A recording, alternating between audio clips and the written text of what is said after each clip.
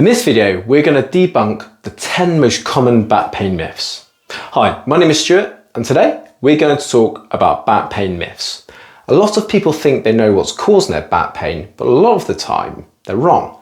We're going to dispel some of the most common myths about back pain and show you how to fix it for good, so stay tuned.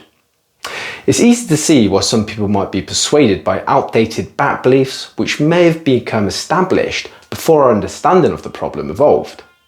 Many of these myths make you feel like someone needs to fix the problem, but in many cases, with a better understanding, you can fix it yourself and save your time and money.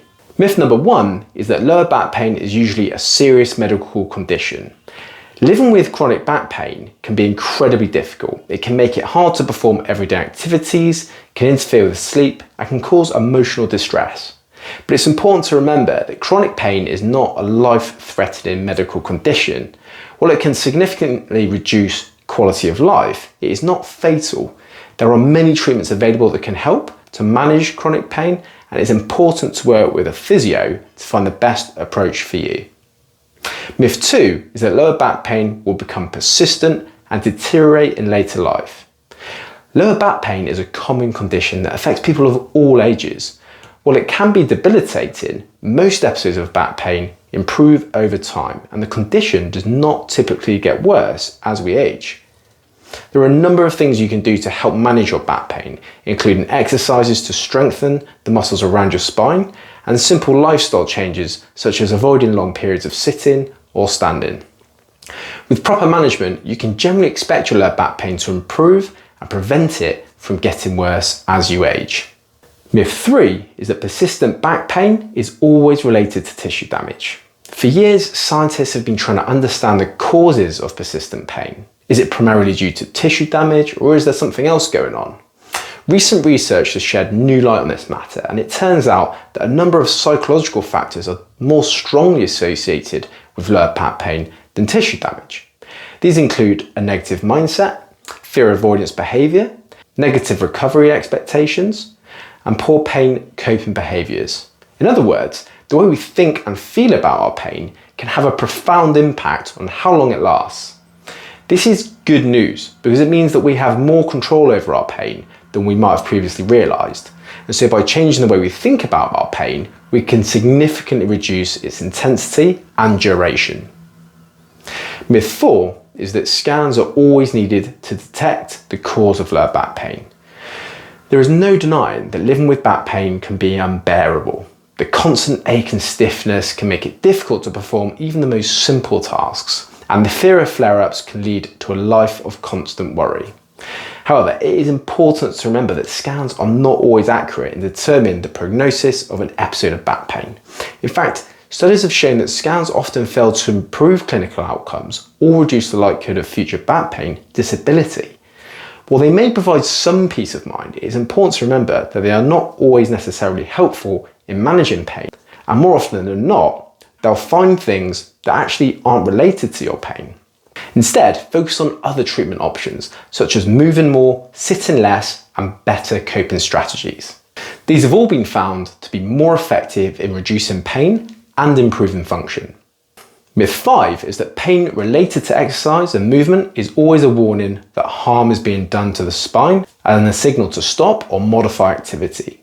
Graduated exercise and movement in all directions is safe and healthy for the spine.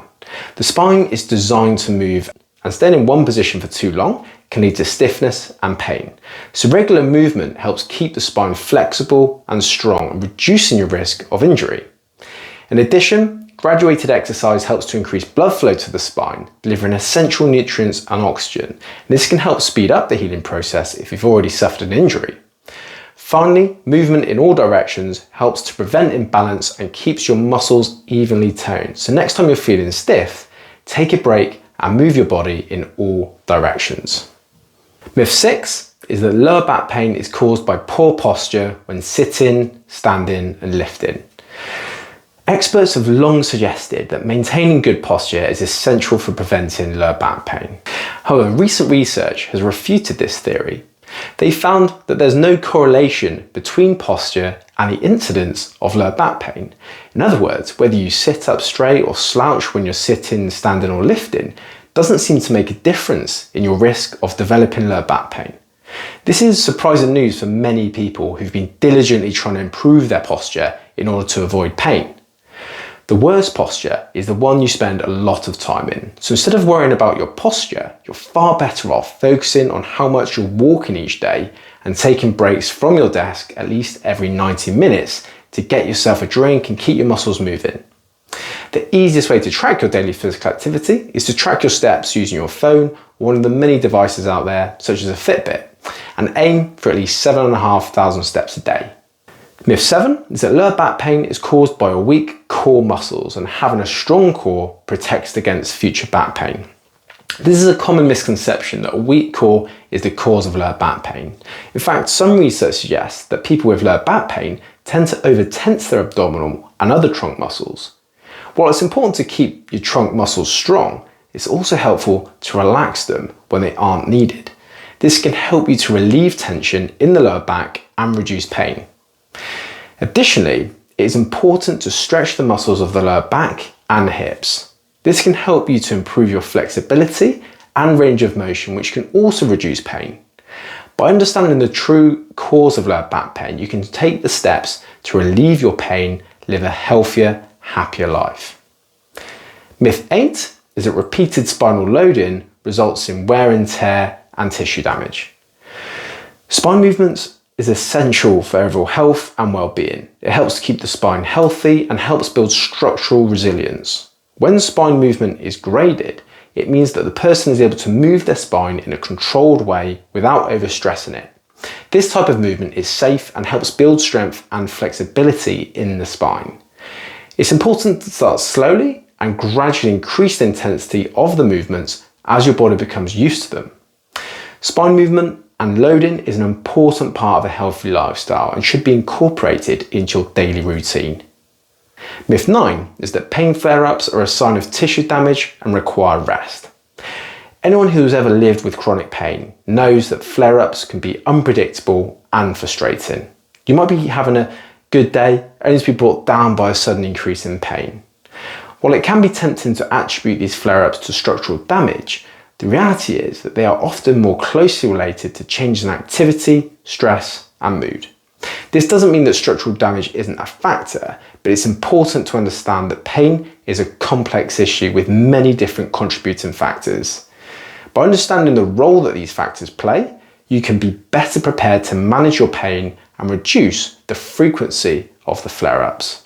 Myth 10 is that treatments such as strong medications, injections, and surgery are effective and necessary to treat lower back pain. Back pain is a common problem that can have a big impact on people's lives, but there's good news. Effective care for the back pain is relatively cheap and safe. This includes education that is patient-centered and fosters on a positive mindset, and coaching people to optimize their physical and mental health. For example, engaging in physical activity and exercise, social activities, healthy sleep habits, body weight, and remaining in employment are all important. The bottom line is that effective back pain care can help people get their lives back on track. So if you're experiencing back pain, don't despair, there is help available, and we'll be covering exactly what that is in the next videos.